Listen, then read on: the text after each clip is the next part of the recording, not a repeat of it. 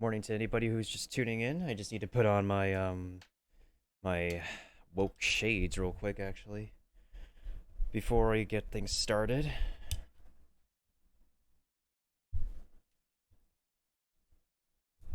Oh boy.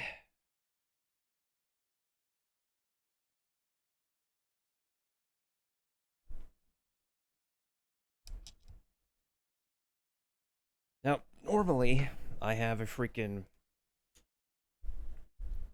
part of that. Normally I would have a intro playing and whatnot, but since we're not starting Genshin yet, and we're actually starting with some spoopy stuff, I'm gonna go ahead and first of all, let me just turn this off. Just turn that off. We also just turn off the counter real quick. I'm still okay, Horizon. Just Potato and I are still waking up. It's very early for her. It's still kind of early for me. But regardless, we're awake now. We're pretty woke. There we go. Now Resident Evil should be up. Okay, so we've got Resident Evil Village is the next Resident Evil game coming up in the next lineup. And wait, what's this Reverse trailer that we have here? I think it's talking about the Resident Evil universe, a series we might get on Netflix.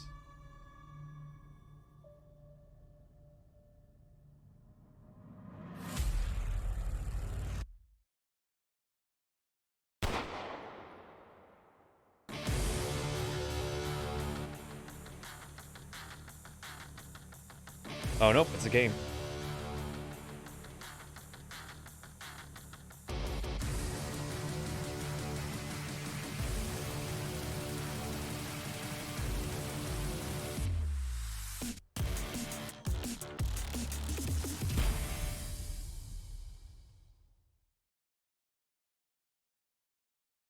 Is this a trend that they're doing nowadays? Is to have a multiplayer game to come with the new game? Well, by the least of it, at least there's some high hopes for the next game, anyways. Speaking of the next game, let's look at this next trailer that we're about to look at. Very mature content, very spoopies. Much spoopies. Hey now, think positively, all right? We talked about this.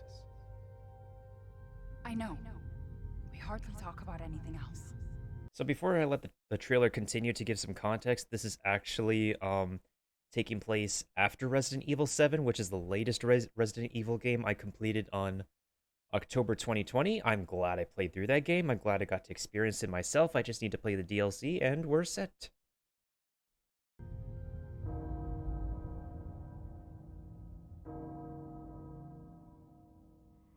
Castle Bell heralds danger. The bell tolls for us all.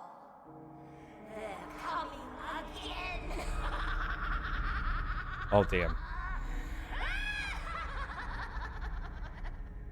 Mother Miranda, I regret to inform you that Ethan Winters has escaped that fool Heisenberg. Because he is in my castle and has already proven too much for my daughters to handle. When I find him... No, Mother Miranda. Yes, of course, I understand the importance of the ceremony. I won't let you down.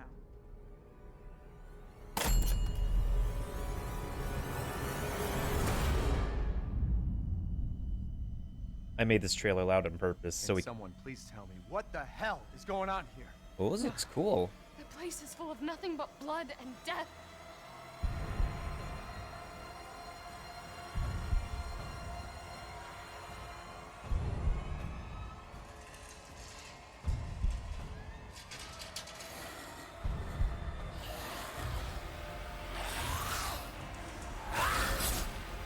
Ooh, Banshees.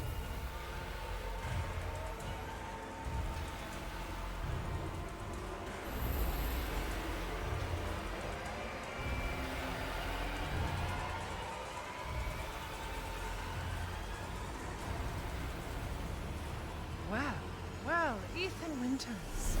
There you are.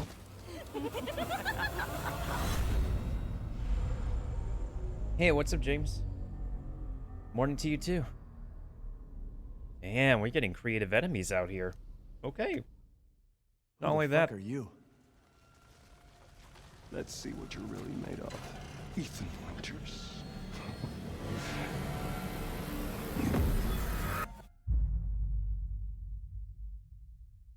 that dude looks like Van Helsing if I ever saw him.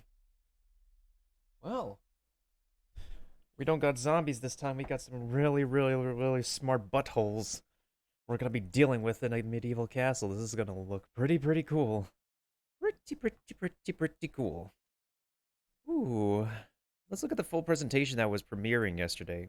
I think it's gonna, like, show the trailer again. So I'm actually going to be skipping through that part. And let me see here. Alright, so at least... Whoa. They literally... Look at this countdown timer. They literally have people waiting for, like, a full 28 minutes. Really? Alright, so basically, like, half of this video is just people waiting for a 30-minute presentation. Interesting. Okay.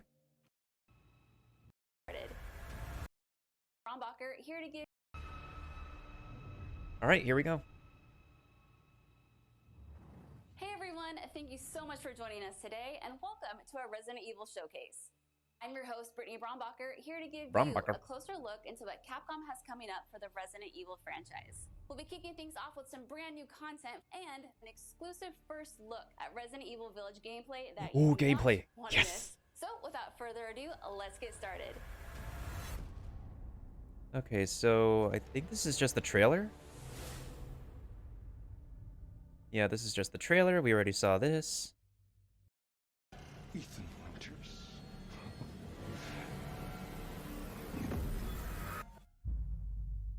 Coolio. Yeah, how you doing, James? Did you sleep well? I hope everybody slept well. That was amazing, but I still have so many questions. Like, when can I pre-order this thing? Perhaps producer Pete Fabiano has some answers for us. Let's see what he has to say. Hey everyone, I'm Pete Fabiano, producer on Resident Evil Village. When we first announced Resident Evil Village back in June, we only mentioned PlayStation 5, Xbox Series X, and PC. Yep. I'm happy to announce we've been working hard to bring the survival horror experience onto current generation consoles as well. Resident Evil Village will also be coming to PlayStation 4 and Xbox One, day and date with next gen.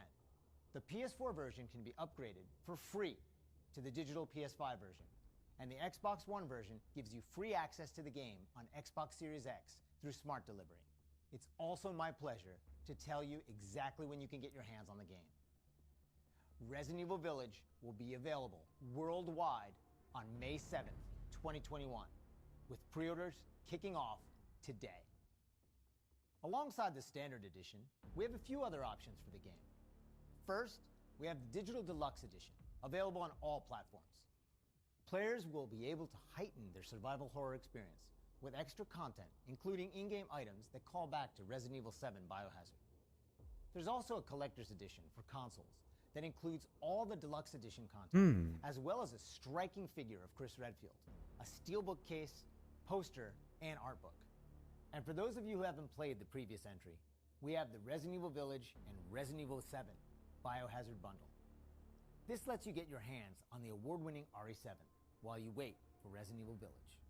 Pre-order any of these editions, and you'll be able to get your hands on both the Mr. Raccoon weapon accessory and their survival resource pack, which will offer additional support during the first few hours of gameplay. Finally, digital pre-orders from the PlayStation Store. Oh, you saw that? Wait, you mean the translated presentation? I'm waiting on the English one. Don't spoil stuff yet. All right, I've been waiting for this. I know you've been waiting for this.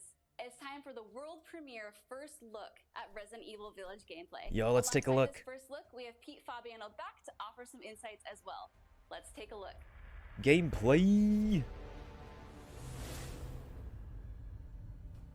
Now we're here to give you an exclusive first look at Resident Evil Village gameplay. Alright, so we're back as Ethan Winters. Just like in Resident Evil 7 Biohazard, you'll be taking control of Ethan Winters. You'll make your way from the village to the castle. Players will need to get in and search for their kidnapped daughter. As you've noticed by now, Resident Evil Village keeps the first-person perspective. Hey, thank you for the points, Leon. We think it really draws players into the detailed world we've created. And James.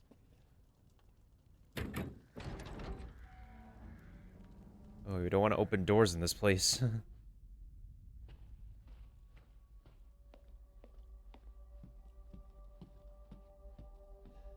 This is like exploring the mansion in Resident Evil 1 already. Yo, A lot of those little details come to life here. that chandelier is beautiful. Uh-oh. Yo, he's gonna run into something. The team put a ton of effort into creating a truly authentic feel. Yo, the cell shading and all this is great. Art design to technology. Everything ties in great and creates some beautiful visuals. I agree. Uh-oh. Now it's time to meet some of the castle denizens. As you'd expect, a warm welcome's not really what's in store for Ethan.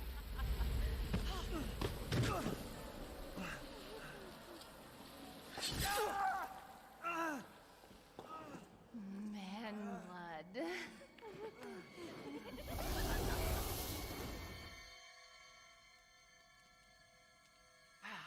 Now, let's take a look at him. Well, Ethan Winters. You escaped my little brother's idiot games, did you? Let's see how special you are.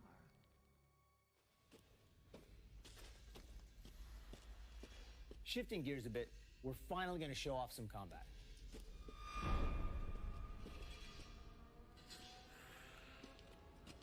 The heck is that thing? A banshee? It's not just about shooting. Guarding will also be an important part of the game. Yo, let's go. Kicking. I love that kicking. Each type of enemy has their own distinct way of Ooh, fighting. werewolves. So you'll need to change up your strategy to defeat It's a giant. Ooh, friendly fire. I like that. Everyone knows what to do with red barrels, right? Yep. Boom, boom. Some of you will remember a similar management system in Resident Evil 4. This time around, we've added crafting, which allows you to create items such as first aid and ammo. Ooh. There's also an assortment of weapons to find and utilize throughout the game. Oh, you gotta manage your space, though. Oh, I love the weapon details, too. Like, the sound effects design, the details. I've been waiting for you, Mr. Winters. How do you know my name? Anyone has heard of the likes of you. The merchant makes a return. This time he's known as the Duke. You'll be going to him to buy and sell weapons. Yeah, I agree, amongst other Horizon. things.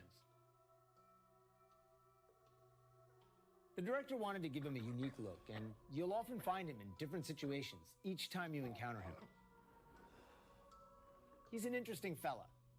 Aha!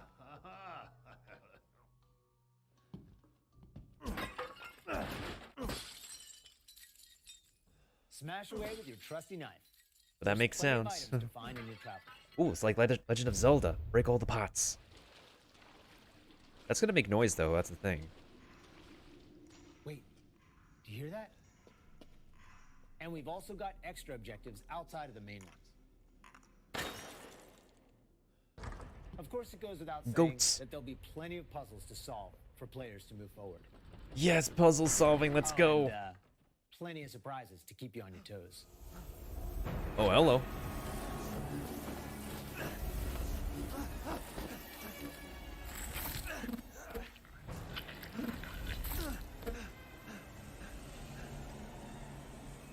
I haven't cut open a man in a while. Let me string you up, slice your jugular, and just watch.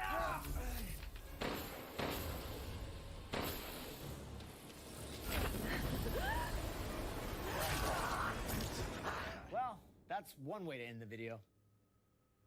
The Duke only Now that accepts we've shown you rupees. what's in store Of for course. Resident Evil Village, let's take a look at the exclusive PlayStation 5 demo.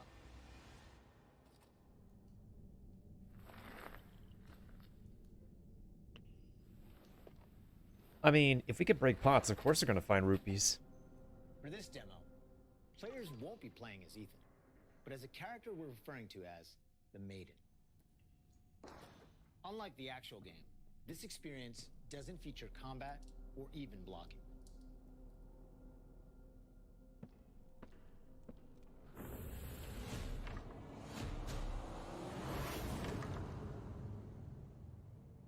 Oh, you can only run in this demo? Interesting. We're hoping to have players get a real feel for the visuals and audio as they take the maiden on her journey to find a way out of the castle. And you can download the exclusive demo on PlayStation 5 today. Of course, we want as many people as possible to get a chance to play. So we'll have a separate new demo available on all platforms, ready for sometime this spring. This year marks the 25th anniversary of the Resident Evil franchise, with the very first game releasing in Japan back on March 22nd, 1996. Oh, that's sometime after I was born. The series has expanded well beyond the realm of video games. From toys and board games, to CG movies, to live-action Hollywood films, Resident Evil has become a cultural icon.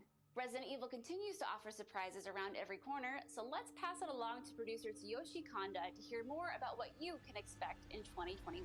All right, what more can we expect besides a multiplayer game? Earlier this month, we started inviting players to join a closed beta test. The test won't happen until later next week, but I want to use this chance to reveal more details. With the 25th anniversary of Resident Evil coming on March 22nd, we are excited to celebrate this milestone with our fans. Last September, we showed off a piece of key art showcasing some of Resident Evil's iconic characters to start the celebration. Now, I'm happy to announce what was behind that. Let's see it. Take a look. Let's see it. Wait, let me guess. It's the... Oh, it's the multiplayer game again. Yep, it's this thing. It's basically an extension of Resident Evil, what's it called?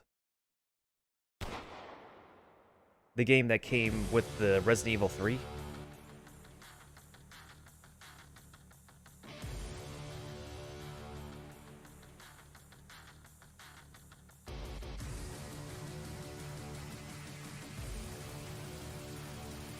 I mean, it looks kind of fun.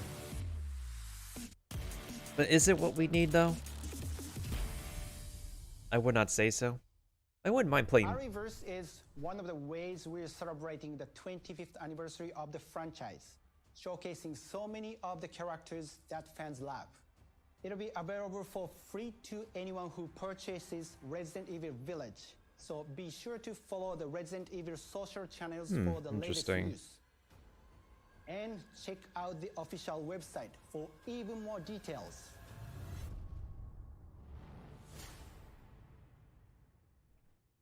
On behalf of Massive Entertainment and Ubisoft, congratulations to the Resident Evil team on their 25th anniversary.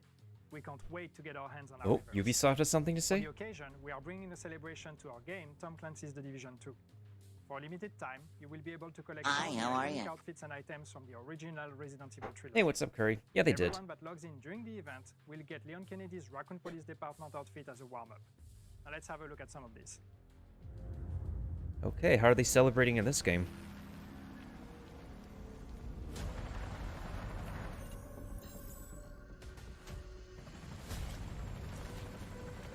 Maybe I should get the Division 2 for this.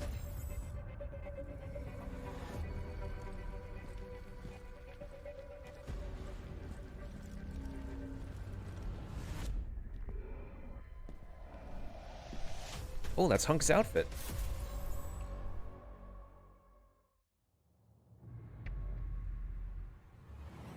皆様こんにちは。バイオハザードの映像作品にてプロデューサーを務めていますカプコンの小林博之です。Oh, yes. 昨年発表しましたフル 3DCG アニメーションバイオハザードインフィニットダークネスについてお話したいと思います。Oh, so. ゲームでおなじみのレオンとクレアが活躍。 Morning announcements, Curry. We have an 8 a.m. Pacific time announcement. 数年後のお話となっておりまして、レオンがスーツ姿でとある場所でゾンビ事件に巻き込まれます。この作品はですね、Netflix にて全世界、配信になりますので、皆さんお楽しみください。I want to see how this turns out. Wow, a lot's been happening, and I hope you enjoyed watching. But if you missed anything along the way, don't worry. Keep an eye on the Resident Evil social channels and official website, which will be sharing everything from today's show. As a quick reminder, Resident Evil Village is available for pre-order starting today for the PlayStation 5, PlayStation 4, Xbox Series X, Xbox One, and Steam for PC. And don't forget, PlayStation 5 owners get a sneak peek through downloadable content available worldwide starting today. It has been an absolute honor to celebrate the amazing Resident Evil leading up to its 25th anniversary with all of you across the globe. I'm your host, Brittany Brombacher, and thank you so much for watching. Until next time. Yeah, it is still going, alongside Rainbow Six Siege from the Tom Clancy games. They're trying to push out Ghost Recon, what is it? Ghost Recon Breakpoint as its current Ghost Recon game for, like, player versus player, PvE kind of thing for Ghost Recon. I just don't have full faith in it, though. Even though I've kind of enjoyed Ghost Recon as I was growing up as my favorite Tom Clancy franchise, and is there nothing else going on for the rest of the presentation? Doesn't look like there's anything else going on, so I guess I can talk for the next, how much time is there left? We literally have like a full hour and 30 minutes before like the next presentation that I do want to watch for today. Yeah, they're really trying so hard to make a multiplayer. They want to like bring back the multiplayer experience that they're trying to bring back some kind of multiplayer experience that people know and love from the Resident Evil franchise. The last one they've worked on was like a Resident Evil Online game that they whatchamacallit? Yeah, it was a Resident Evil Online game. And they shut down the servers for it and stuff.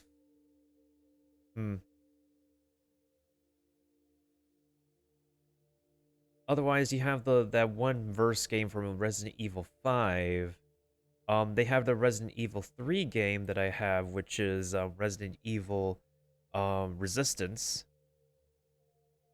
It's just still kind of a weird game for me to play. The controls are still kind of clunky for me. Yeah, we do have Outbreak. Yes, that's for sure. We do have Outbreak. They're trying to like fill in the gap of like what they thought they made. What was that Resident Evil like online game that they did back in the day? Not Resistance, but like the old online game that they had before, just to revisit a piece of history. Yeah, I think it's Outbreak. Yeah, that was probably it. Outbreak was probably it.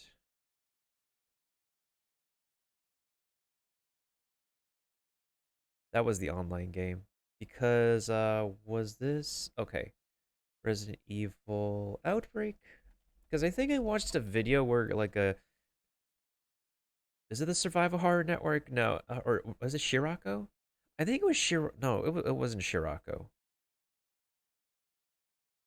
Avalanche reviews, like I watched a video by somebody like looking back on the what is it? Restoring like Resident Evil like Outbreak and then playing on a test server or something like that.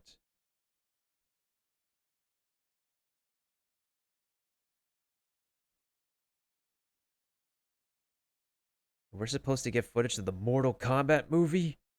Wait, hold on. I actually want to watch this video. Project Thanatos. This is interesting. This is the perfect tyrant. Although, like, I know Scorpion is not, like, a channel that people love to watch when it comes to discussing stuff Resident Evil. This is still interesting.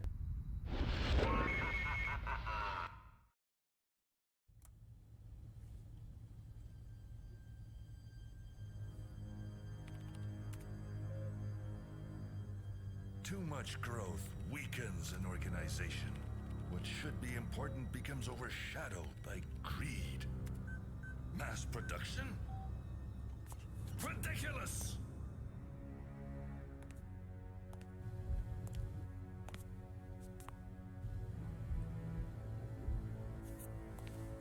One masterpiece is enough.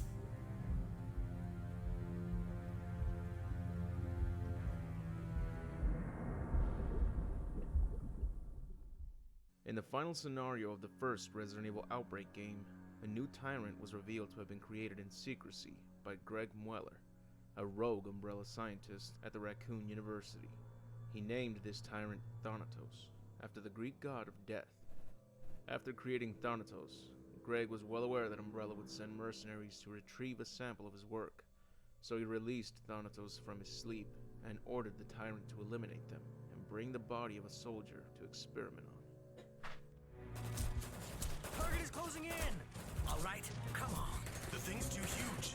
These 9mm are useless. Almost got him. Hold on! What the heck is this? Okay, I guess that's one reason for this game to shit down. This freaking voice acting for they don't sound panicked enough. They don't sound convincing enough to be like they sound so drab when they're delivering the voice lines. It's like, that thing is so huge. Oh my god. Blah. They're not. I'm not even trying. Oh my god, I'm scared. This 9mm is useless. Oh, they sound like me, of course. Right, come on. The thing's too huge. These 9mm are useless. What are these voice line deliveries? This is one of the most convincing voice acting performances I could listen to from a game in the last decade that I haven't even played when I was a kid because I wasn't into Resident Evil as a kid. Oh my god, I listened to like superb English dub acting in this day and age, and this is such a pale comparison. Almost got him. Hold on. Calm down. You must give me your blood. Oh my god. How much more of this cringe could I listen to? Anyways.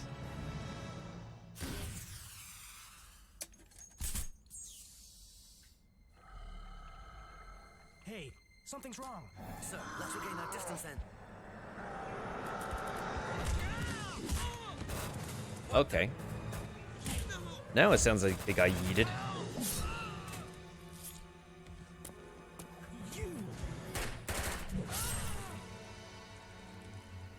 Wow, amazing effects.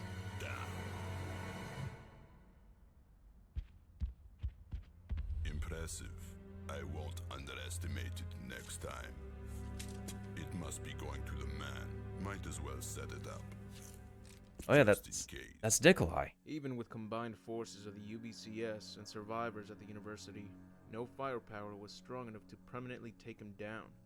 After Nikolai attempted to retrieve a sample of its T-blood, the Thanatos tyrant immediately went on a rampage, taking down the mercenaries surrounding him, and only Nikolai was able to sneak away from its presence. When the survivors came face to face with Thanatos, their most efficient way to temporarily take him down was to use the hanging electrical wires and shock the tyrant when it gets close enough to the wires. Only problem is that it's not easy trying to get this tyrant to stand below the electrical wires in the first floor passage B location, and it gets much more difficult if the player chooses to play through this scenario in the hard or very hard difficulty options, because now the cable controls in passage B won't work, and you have to use the electrical wires from the secret room in the same location, and the hanging wires are in a spot where Thanatos won't likely be standing below, because Thanatos will approach you slightly to the left, since that is where the cable controls are. Oh, that is so janky. You will have to be standing next to him in order to activate it. Oh no. It doesn't help that your NPC partners are very unpredictable, as they literally choose whether they should listen to your commands or not. But if you have enough firepower by the time you reach this part, then try to stun lock him below the hanging wires. You'll probably want to unlock infinity mode so you have unlimited ammo, because the hard and especially very hard difficulty modes will have less ammunition for your weapons. And since enemies move and react faster in these difficulties, you will be wasting a lot of ammo along the way. So by the time you reach this Thanatos fight, you're gonna need to be very lucky to shock him at this exact location. Oh yeah, that is an amazing emo potato. Oh my god. This is insane. Alright, Yeah, this is some really old gameplay.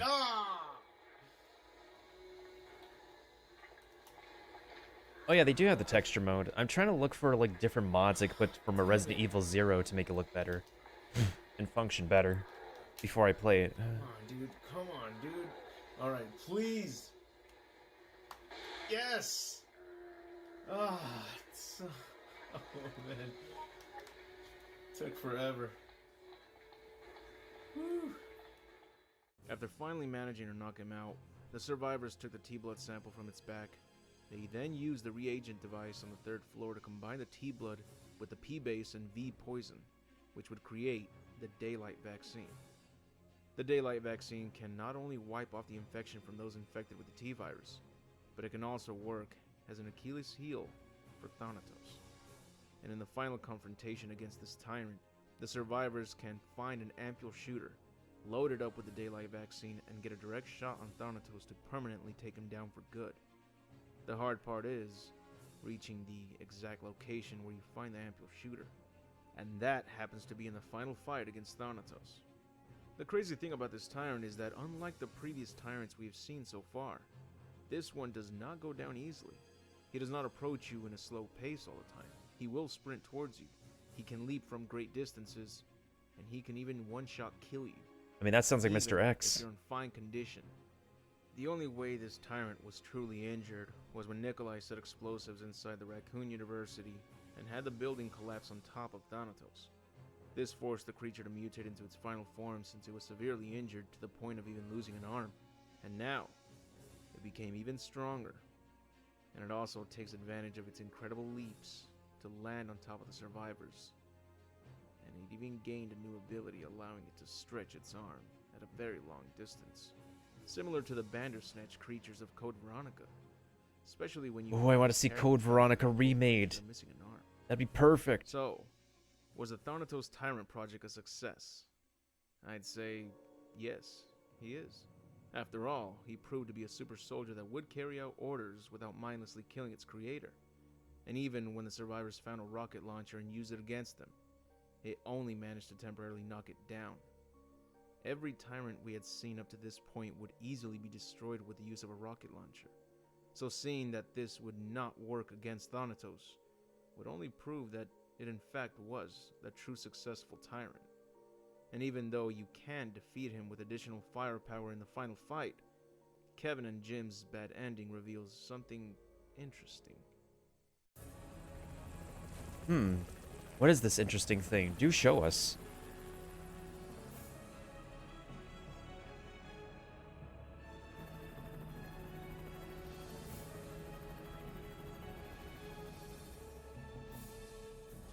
I've stayed behind. I can't let the virus leave the city.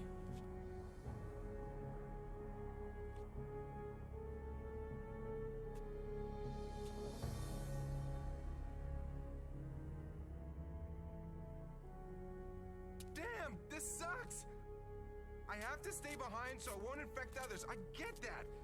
But to get stuck here with you, of all people, I don't mean I hate you or nothing. I just would have preferred some fine-looking woman. You know what I'm saying. Anyways, there's no guarantee that they're coming back even if we wait here. How long are you planning on giving them anyway?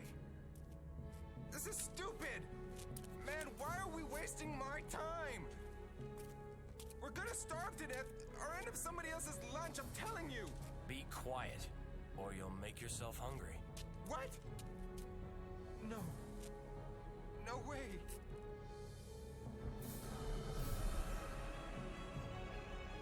See? Never a dull moment.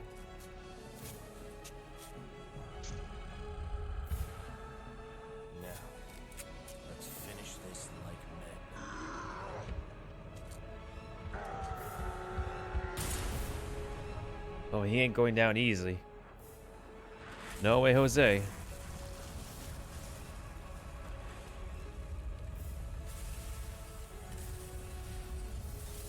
They still nuke the city. They still nuked Raccoon City to this day.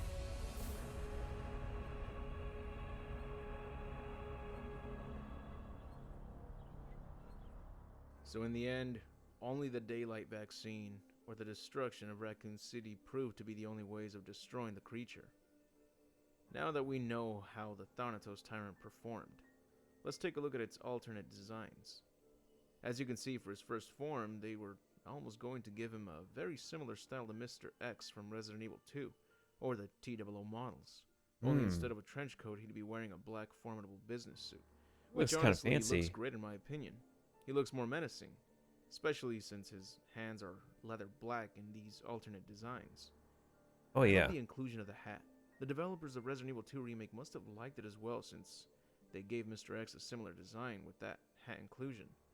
There's also a version where it could have been wearing boxers instead of a black Speedo. So, I'm a bit clueless as to why the developers chose to have Thanatos only wearing that black Speedo when these designs looked vastly superior. I But agree. perhaps we could have gotten both. They could have had him wearing the black suit, but include torn versions for battle damage, and by the time he's in his final form, he could rip through his suit and now he could appear this way. A beta version of both forms of Thanatos have been revealed, and it appears that the first form was meant to be more slim, and even has more details in his appearance, mostly with his face. The final form version includes both arms, only one of them is still fully mutated. I wonder what made them go with the severed arm version. Interesting. Especially since it has an even closer resemblance to the Bandersnatch because of his missing arm. I agree. It is unknown exactly who the test subject was to create this Thanatos tyrant, but it sure made for one of the best bosses to deal with in the Outbreak series. Hey, man. Once it How you goes doing? After the survivors, Let me go ahead and give you a shout out real quick. I chase actually need to after them give like people a Mr. shout X or out. Nemesis. And just like them, it'll even break through a wall. The real question in Surprise, my mind is, motherfucker. if the STARS Alpha team had to deal with it in the underground Umbrella Lab, would they have succeeded in destroying it? Nah, they wouldn't. Even with the best weapons and gear and whatnot, Cowabunga. Tyrants are pretty tanky dudes in Resident Evil.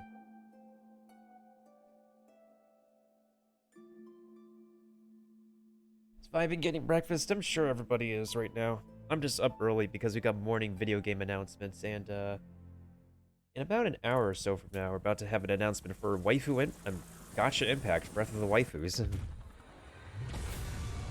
I'm just buying some time with some Resident Evil stuff for now. That's it for the video. If you enjoyed the video, hit the like button to give this video a chance to grow. I'd like to thank all my Patreon supporters for their impeccable generosity. Your support means a lot to me, and you are part of the reason why I try to make the best content that I can. And if you like this content, check out the rest of my channel. You'll find more entertainment from separate franchises I like to cover, such as Mortal Kombat, Dragon Ball Z. Let me see if like Susie the Sphere Hunter has like uploaded anything lately. She's great, actually. Frankly, I'm also surprised that like she's actually moved to New York to continue her YouTubing and stuff. Like, I think she used to live in like Las Vegas. Although she is a partnered content creator right now for Twitch and YouTube. Just wondering why she's in a league of her own and not like part of a like content creating coalition just like we are, Matt. It's interesting. Yeah, no problem, Curry, no problem. Let's see, Resident Evil 3 commentary with the voice actors of Jill, Darkstalkers, Capcom's Dead fighting game series. Oh my god, yes. Oh, is she in a Morrigan? Oh my gosh, she's in a Morrigan cosplay. That is hot. That is hot stuff. That is absolute hot stuff. Anywho's, everything wrong with Resident Evil game. Okay, so let us see. Let me see if there's anything I could look at with everything wrong with thing. Everything wrong with Cyberpunk 2077. I expect that, honestly. Watch Dogs Legion, I expect that as well. Yeah, Resident Evil's on sale again, and they're like doing a sale this weekend. Trying to get you to buy. Dude, Resident Evil 7 is a great game. I think I actually got mine at a pretty cheap discount. It was like the gold edition I got for maybe like $7 to $8 with DLC. I love it. Like, I really, really love it. Horny is back. It sounds like Matt wants to watch the horny. Okay, if Matt wants to watch the horny, then he wants to watch the horny. Anyways. She puts work into her videos. I applaud her for that.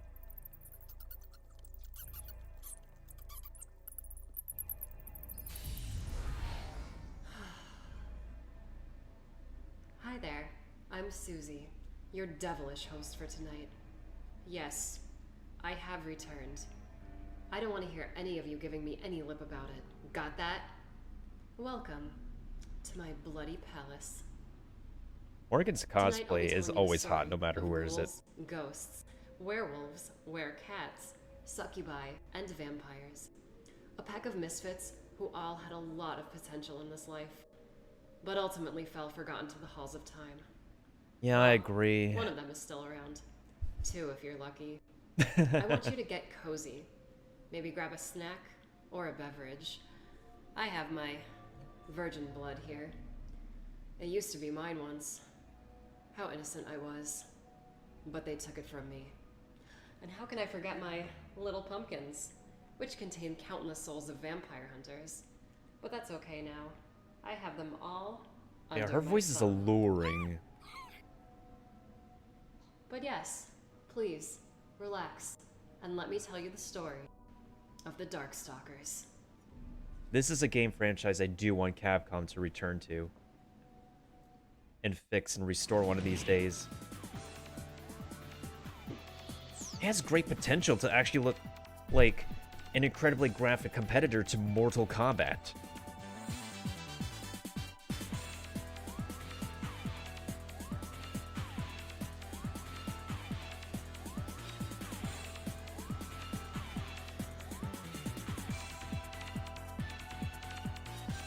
I know we've deviated far from like Resident Evil Village, but like I need to pad out the time somehow.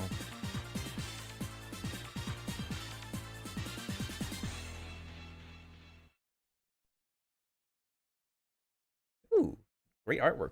Did you know this frequently used guest character actually has a series of her own games, and she's not even the main character in them? Well, don't back in the say. early 90s, after the release and smashing worldwide success of Street Fighter II, Capcom wanted to capitalize on their recent hit by trying their hand at making more successful fighting games. Street Fighter II and many of Capcom's early arcade titles ran on their own proprietary hardware known as the CP system, CPS that's for old. short. With SF2 having such a huge impact overseas in America, the US branch of Capcom What? So would be retro. responsible for gathering I used to player play arcade feedback and machines. sending their data back to the main Japanese branch of Capcom. This data resulted in a variety of re-releases of Street Fighter II I feel old following now. the game's initial release. I feel These so old. updates saw Capcom having to upgrade their very own CPS hardware, giving birth to CPS2. These updates to SF2 were entries like the New Challengers, a title which expanded the roster of playable characters, and the Super Turbo rendition, which included new super combos, turbo speed, and the added characters from New Challengers. While these new versions of SF2 were in development, something very wicked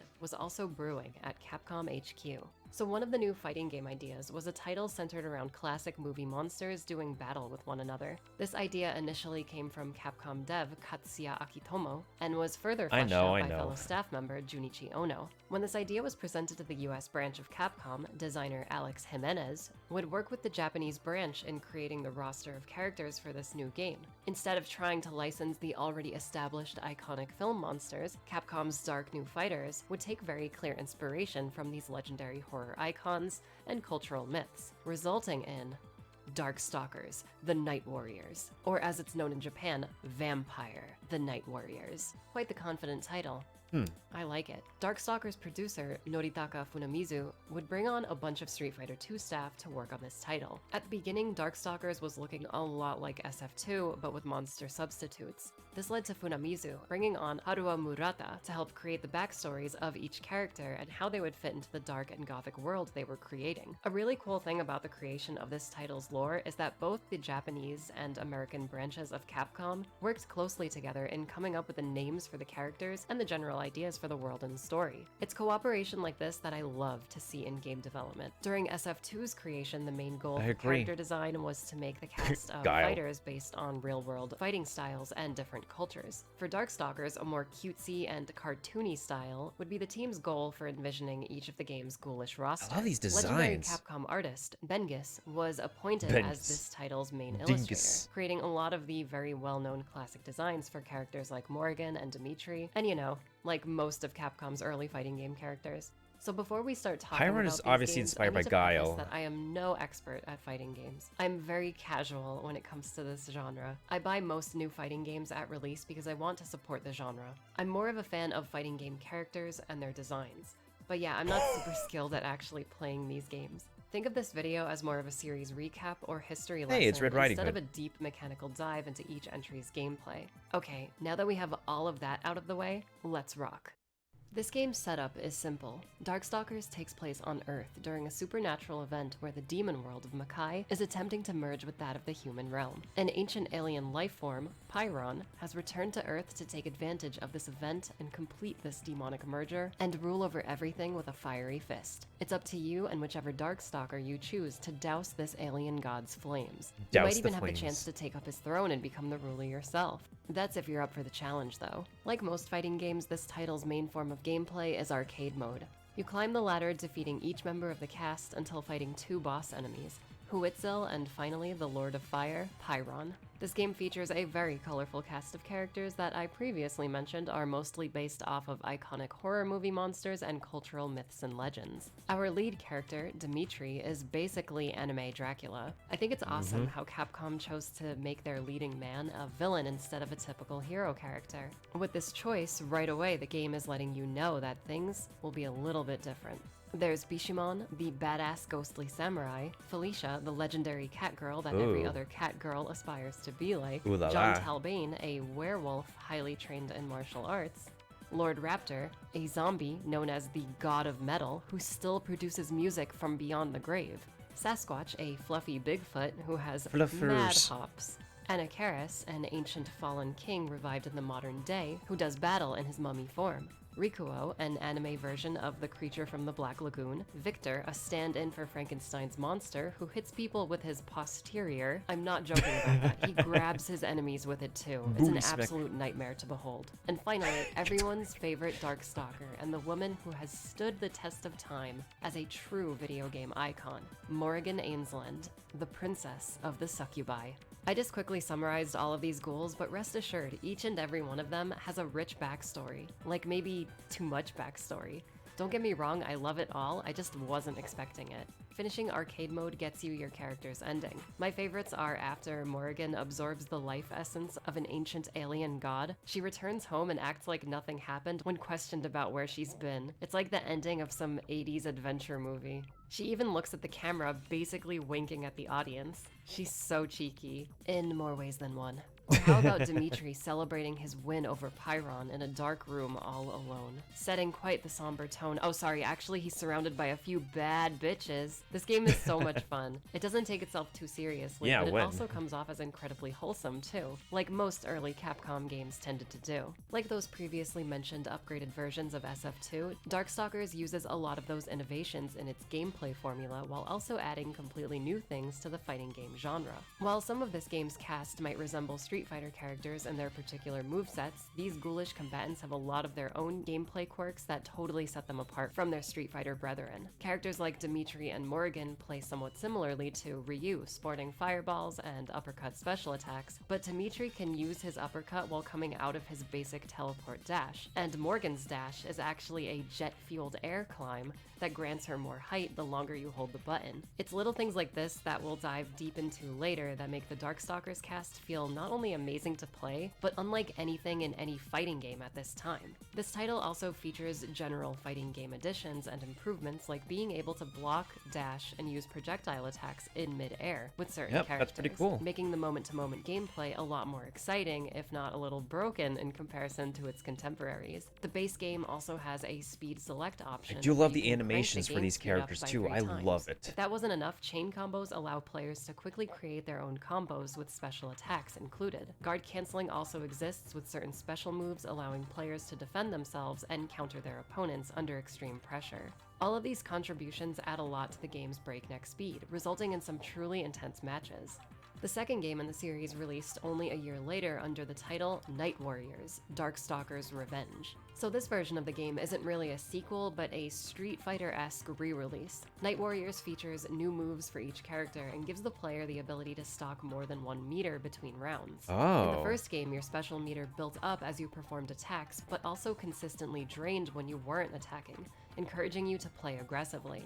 While Night Warriors is just as aggressive as the first game, you have a little more time to think about which attacks you want to meter burn and enhance. One of my favorite additions are the pursuit attacks, which are follow-up attacks you can perform when knocking down an opponent, effectively giving you free hits on your enemy. Night Warriors also has 2 new characters, the Chinese vampire Shenko and her sister Mei Ling, and the very intimidating half-human, half-vampire Donovan Bane. Ooh, Both Donovan's of a these additional badass. characters are Darkstalker hunters, so their mission is to take down the existing characters. It's pretty cool. Both of these hunters have their own personal reasons for wanting to take out Pyron that don't involve just ruling the world or gaining more power. As a child, Donovan's vampiric instincts awoken, resulting in him killing everyone in his village. To make up for this, his life's goal was to destroy all demons. Unfortunately, Donovan ends up succumbing to the dark side once again after taking down Pyron, becoming a monster of his own making. Shenko and her sister are reborn as a pair of twins in another life after freeing their departed mother's soul from limbo. It's really interesting stuff and gets kinda dark when compared to our previous that ending fun is character wholesome. endings. Also, an important note, this game is called Vampire Hunter in Japan, obviously in reference to our newcomers. This release also saw both of the first game's bosses, Huitzel and Pyron, as playable characters. Night Warriors is just different enough to be classified as its own game, but it's clear that it definitely is a much improved version of Darkstalkers 1, and a great entry point to the series, in my opinion. Darkstalkers 3 released in '97, and this game was my first Darkstalkers game. I played this title on PS1 back in the day, and I remember having a lot of fun with it. I specifically remember the amazing cover art by Capcom artist Daichan.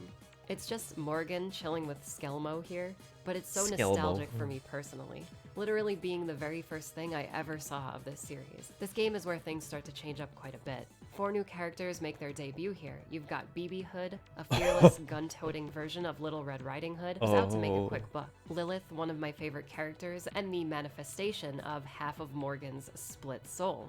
QB, a humanoid bee creature. Oh, she looks kinda And cool. finally, our new final boss, the vengeful Jeddah. The story this time sees Jeddah, a recently resurrected demon lord, wanting to rule and fully recreate the demon Jeddah's world also at the a cost of badass. powerful demon souls, luring in each of the Darkstalkers Yee, to it's do a bee battle fighter. and claim the strongest soul. She's when your the time character, comes. Potato? I like this story a lot because Jeddah comes off as a much more compelling villain than Pyron ever did. We get a connection to the demon world through him, which is where most of the cast reside, giving all of these characters a legitimate reason to fight, and Jeddah just looks super cool. Sorry, Flame Lord, you look like a barbecue grill. Along with does. this change in narrative comes with a host of gameplay additions. The first notable update is that this game's matches no longer run on a round system. Instead, both characters have 2 stocks represented by these bat icons. Once a player's HP runs dry, they drop, but are almost immediately back on their feet as the battle continues. I love this system because it keeps the action flowing at a consistent pace and creates some really cool situations where, for example, if you get my character's HP down so to you 50%, do, Matt, you do. but I fully drain your character's first stock, I'm still left there with my 50% while you're good as new. It's like the definition of risk-reward gameplay, and feels amazing when you manage to drain both of your opponent's stocks without losing one of yours.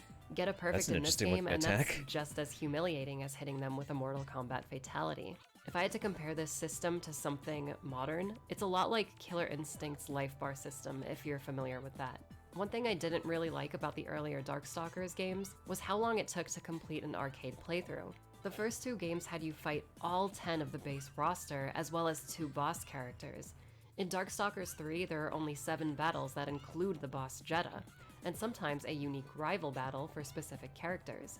It just feels like a much more well-paced video game, and I think a lot of that has to do with the game being designed for consoles as well as arcades. Darkstalkers 3 also just feels better to play. I don't know what it is, whether it being a combination of how much faster this game is in general, or the controls being tightened compared to the first 2 titles. Well, it that's just plays true. better There's a in my change in opinion. controls. Like, one example I can give is that pursuit attacks come out much faster now and can be performed I love by how these pressing attacks up are so plus goofy. a punch or kick button, instead of it strictly being mapped to kick like in the second game. Also, it feels like my chain combos would come out easier and, like, cancel better into special moves, if that makes sense. I know I can't offer a lot of amazing insight on this because I'm a casual fighting game player, but to me there was a noticeable difference with this 3rd entry.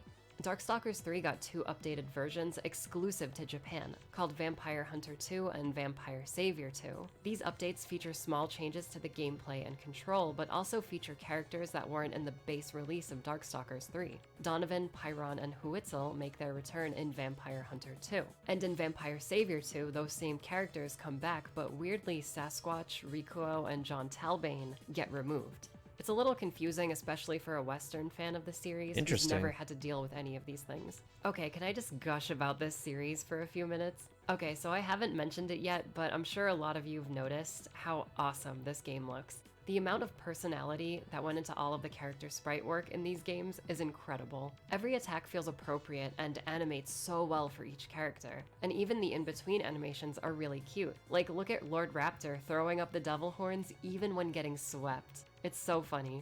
The stage backgrounds have some pretty thick Halloween atmosphere, and stages like the Fetus of God are totally disgusting. Sasquatch having an almost full screen dash is hilarious and almost broken if you're not prepared for it. Shenko's air dash, where she runs on thin air, is freaking cool in avoiding projectiles, and her ground dash is an actual teleport where she can end up behind her opponent if in range. My favorite character, Lilith, has a super jump that covers almost the entire screen, which we would see show up in so many Versus games after this title's release.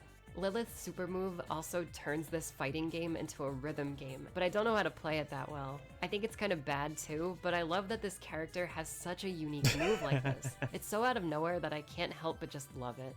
I also love when, defeating Morrigan, Lilith also falls because she is technically part of Morrigan's soul. When Lilith finally reunites with Morrigan, Morrigan comes off much happier and joyous in her personality. Her soul is complete, but my favorite character can no longer exist with this happening. It's so cool and so... What was that graphical detail right there, folks? Okay, yeah, that is not completely... Then again, this channel was never family friendly. Well, you obviously can see what the heck is going on right there, folks. But my favorite character can no longer exist with this happening. It's so cool and so tragic. Guys, I love the storytelling in this game. It's so much fun. Alicia literally has jump canceling from DMC, where you can jump on your opponent's head and just hang out there. Dimitri has one of the best super moves, where if you're playing as a male character, he turns your guy into a cute gal and then drains their life essence. New sprites were actually made for each guy into a cute Oh my god, the attention to detail, I love it. This is so stupid looking, but I love it. It's like kind of like the friendships and like different like animations they experiment in Mortal Kombat, but this is so whimsical. I love it. The boobies though, yes, boobies. Boobies and booties and thighs. And yeah, Street Fighter 3 definitely slaps an animation. This is just and then drains their life essence. Oh god. It's so silly yet graphical, but this is wow. The amount of detail to attention they paid like back in this day. New sprites were actually made for each of the male characters. It's dedication and creativity. Jenna looks so stupid. Cross-dressed Jenna, oh my god, I can't. Like this that makes me love this game. I know I was talking about how cool Jeddah was before, and yeah, he is a super technical character with his lasting projectiles. The funny thing about this guy is that he lacks a sweep. You know, the move that puts your enemies on the floor, allowing for pursuit attacks. Every character has a sweep except for Jeddah. Remember when I said Darkstalkers was kind of broken? Well, yeah, it totally is, but it's broken for the sake of fun and originality, if that makes sense. If this game was totally balanced, unless he still probably wouldn't see awesome moves and mechanics like the ones I just mentioned. By the way, can I just say how amazing it is that Darkstalkers made me like a charge character? Absolutely no hate on charge characters or the people that play them, but I always found them a little more difficult to get into from a casual perspective. If you don't know what I'm talking about, charge characters use unique input methods of holding the movement stick in a certain direction for a second, and then pushing it in the opposite direction to launch whatever attack you want to perform. Guile from Street Fighter is probably the most famous charge character in the genre. I've always had trouble with this archetype just because I never know when it's time to execute charge inputs. To my knowledge, there's never been a visual representation for these inputs, and that's for good reason. It would give away what you're doing to your opponent. That being said, BB Hood is a charge character who has a visual cue that indicates when her charge is complete. See the birds landing on BB's head? That's your cue. I think it's genius. It does give away what you're doing, but for a beginner like myself, I think it's a great learning tool in helping players get charge motions down in a visually fun way. Basically every other hold on a second, back that up. Tool in helping players get charge motions down in a beginner like myself. Okay, that looks kind of oh my god, that's something you could oh my god, I love that. That is totally, that is so funny. That's something you see in a cartoon a lot when characters just get toasted up in an explosion and they just cover themselves with like very manga-esque eyes like, whoa, oh crap, I'm naked. Oh my god, I love the attention to details. This is so whimsical, gory. It's so charming. I think it's a great learning tool in helping players get charge motions down in a visually It reminds fun me of when I way. used to watch Basically, every other fighter old has their own cartoons. weirdly unique stuff going on that makes them and this game stand out as its own memorable experience. Darkstalkers 3 brought a lot of polish and new variety to the gameplay structure introduced in those first two titles. It's considered the definitive Darkstalkers experience by a lot of fans, and myself, for a reason. After Darkstalkers 3 released, a few compilations came out featuring all three main games and their updated versions. These were Vampire, the Darkstalkers Collection, and Darkstalkers, the Chaos Tower. Directed by my uncle, Hideaki Itsuno, one of these collections even added a new character, that being D. D is what happens when Donovan fully embraces his vampiric side and becomes evil. Yeah, Capcom made a full character out of Donovan's depressing ending from Darkstalkers 2. Wow. It's pretty sick, honestly.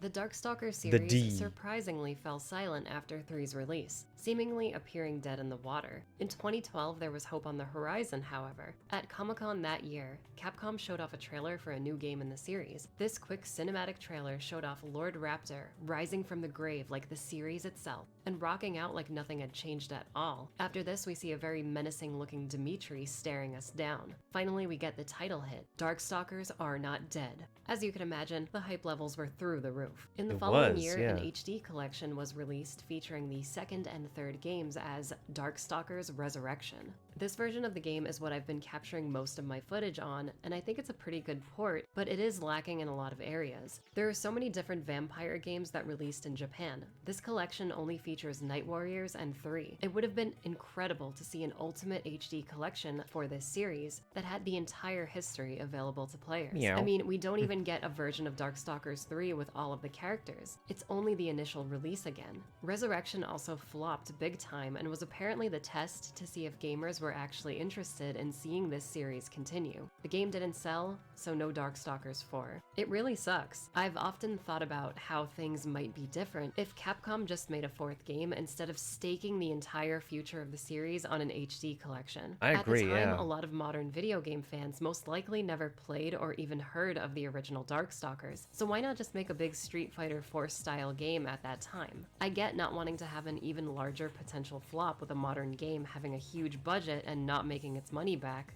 but I feel like it probably would have had a better chance than Resurrection. No matter how much I like that collection and how arcade aesthetic it is, there was no way in hell it was gonna do as good as Capcom wanted.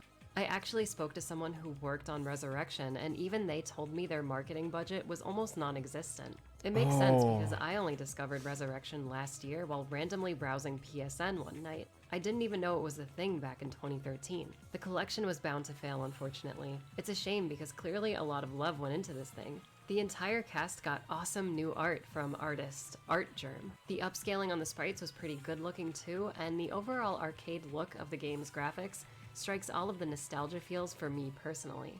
So what happens now for this series? Well, I'm not sure if I can say personally.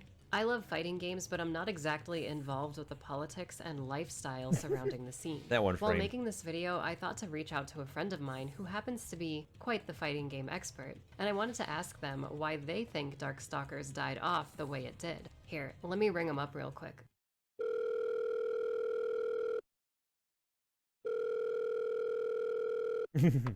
Hi, Max. Hey, what's up, Susie? Do you like Darkstalkers? The thing I like the most about Darkstalkers is how unique of a fighting game it is. Not just in terms of gameplay, every character in this game feels genuinely different than the other, but the fact that it's just such a weird game for its time frame. Street Fighter, Mortal Kombat, sure, these games had their own identity, but Darkstalkers was different just because nothing was really like it before. Like an all-horror fighting game from the mid-90s? For it to continue to get 3 other versions of characters that got even wackier and crazier and creepier? It's truly something special. Why do you think it failed then? I personally think Darkstalkers failed because the characters themselves sort of outlived the games that they were in. Darkstalkers fit in the space that it debuted in, which was the arcades. It was a shock value game, a violent, gory horror game Made by Capcom, when they're mostly known for their slight iterations in the Versus series with X-Men and Street Fighter, but it's funny how the games themselves never received huge fame in terms of sales. They have extremely hardcore bases and competitive audiences that have played them for years and are extremely hardcore, especially with Vampire Savior, the third game. But they end up being largely forgotten because the games themselves never received as much sales acclaim as Capcom, I think, wanted. However, what has stood the test of time with Darkstalkers is its characters, as they make appearances in a huge variety of Capcom games, if not other games. The characters in Darkstalkers are truly what makes the game unique and special, and I think they are absolutely timeless. And with that said, yeah, the Darkstalkers themselves have outlived their own series and live on in a variety of other media. Besides countless game appearances, there was a 4-part anime that came out in '97 that I think is pretty good for what it is. It follows Morrigan and Dimitri primarily, while their noble kingdoms fight over the demon realm. Other characters do show up, but they're more on the side. There was another animated series that we got here in the West that is, well... Nope. Klaus, you certainly pulled our fur out of the fire. Yes, it's lucky that Klaus is part of our team.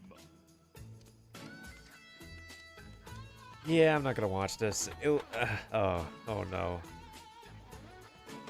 What is this taxi, a clown car? Oh god, what did they do to Sasquatch? Hey, God breath, you're sitting on my foot. You should have called an extra cab for those things.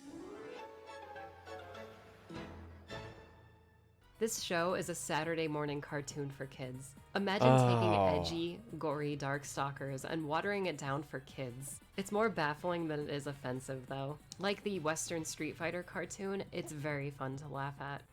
Oh, this is delicious! This Morrigan sprite has appeared in more classic 2D fighting games than I can count. I think my favorite Darkstalkers video game guest appearance was in MVC3, where you can play as Morrigan, Shenko, and Felicia in full 3D glory. I like this one the most because it sort of feels like playing a new Darkstalkers game, you know, with a lot of Marvel characters thrown in as well. I think the Tatsunoko vs. Capcom Morrigan is also pretty sick.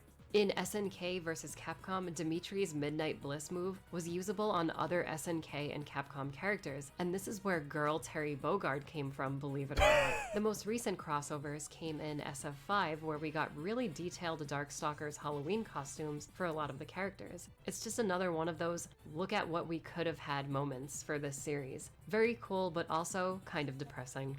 The mobile card game Teppen has a lot of Darkstalkers themed cards, and it's fantastic to see these characters getting incredible art like this. As of recording this video, the last time we would ever see the Darkstalkers make a return in any official Capcom capacity was in Resident Evil 3 2020 and Resident Evil Resistance as Easter eggs on posters and a full-size statue of Victor in Resistance's theme park map. Wow. That's right, Brad is literally throwing Morrigan, the representative of Darkstalkers, at a group of zombies. The symbolism is on full display in this scene. Wow. There are so many people that love this series in game development, but it's so unfortunate that we'll most likely never see a fourth entry to this series. Like Max said, these characters are larger than their actual franchise, which I think is really sad, but also adds to the mystique of this once-forgotten fighting game franchise.